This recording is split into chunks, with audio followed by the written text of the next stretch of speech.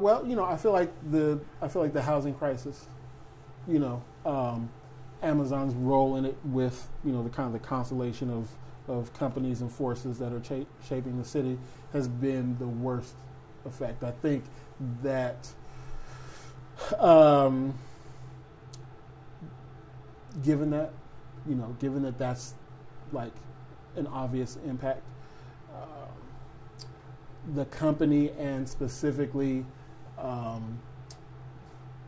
our local kinsman CEO Jeff Bezos, I would say reluctance to really, I would say from my point of view, listen truly to what people are saying about what's happening on the ground, right? And meet people where they are and say, listen, if you're going to be here, if you're going to be a part of our civic community, if you're going to be a good neighbor, these are the things that we need. This is how we imagine this relationship working so that everybody feels like, it's a win-win. Like I don't feel like that's what's happening, right?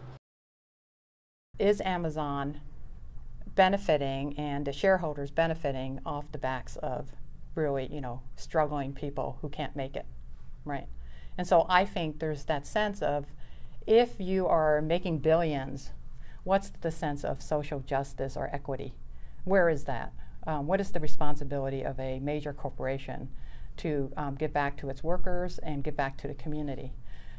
There's no doubt that we've had challenges in our housing market because of the significant job growth, not just from Amazon, but from the other companies that want to be here that have grown quickly. And our city was not prepared to allow for all types of housing throughout the city of Seattle. We got way too many restrictions on housing and where it can be built and how much can be built throughout the city of Seattle. But guess what? Amazon doesn't control that. The private sector doesn't control that. Companies don't control that. That's our city government and planning over many years that just wasn't in place to allow the types of housing and the amount of housing that we need when we're attracting all these jobs. And when you have an imbalance between the number of jobs that you're putting in one place and the number of housing units you're allowing, guess what? You're going to get some challenges with affordability. And we've seen that. And we've got still a lot of work to do. Way too many limits still on the number of housing units that can be built in Seattle. The division, and I don't think that's the cause of the company. I think they've been the dartboard, so to speak, about folks pointing to and saying all the problems, all the challenges, everything negative is their fault. I think that's really simplifying our challenges in our region. We've always had congestion challenges. Amazon didn't create it. The entire West Coast has always dealt with affordability challenges. We've actually done a lot better than our peers in places like California. And if you look at the growth that Amazon's had in the last 5 years, their growth has doubled in terms of the number of folks employed in our region, but that's only 1 in 10 jobs created in the last 5 years. So it's hard to say that Amazon's responsible for everything when 1 in 10 jobs has been created by the company. There's a lot of other companies that are doing very well in our region that have put a lot of burden on infrastructure and affordability. I think everybody is totally entitled to what they want to think about Amazon's effect on a city. I really think that Amazon, in choosing to develop in the heart of Seattle and choosing to pay attention to the community here and to really choose to expand and grow and invest in this neighborhood, not just for people who work at Amazon, is something that sometimes folks forget, and we want to remind you. We've invested over $4 billion in the development of our headquarters here in Seattle. We've done things like expand bike lanes. We've done things like give everyone who works here an Orca card so they can use public transportation and not bring a single car to work. In 2020, we are opening a shelter for Mary's Place, which is an amazing local nonprofit that houses homeless families and helps them find permanent housing within our campus, within an office building. That is something we don't know of any other corporation is doing.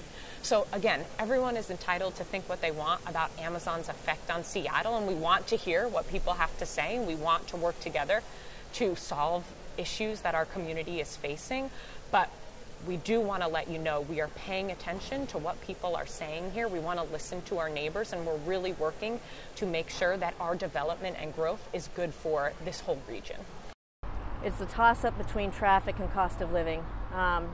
Traffic is excruciating, and having lived in Atlanta for a brief period of time while going to school, traffic there, everybody talks about how awful it is. It's nothing compared to Seattle. Seattle is just, we are boxed in and surrounded by the different, the water, the bodies of water and the different bridges. It's ridiculous to me to be able to have to, you want to go 10 miles and to have to plan an hour and a half just to be safe. That's ridiculous. It's not sustainable.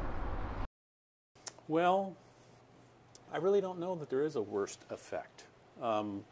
I guess if you were to add up all the little things, maybe there would be some, because of all the new people coming into the area. Obviously, if you hadn't purchased a home or you're searching for a home, prices have changed. They've gone up a lot, and it's expensive to live in the city. So is that because of Amazon? Yeah, it was because of Boeing back in the day too. So we all see these surges of price increase, no matter if it's Boeing or Amazon. Yeah, that's one of the big things is we have this huge homeless population, in part because of the increase in the cost of housing, which he's brought in people. Now there's more housing, and I mean, it's not his fault alone, right? We have Boeing has I think it's an $8.7 billion tax deduction in the state of Washington.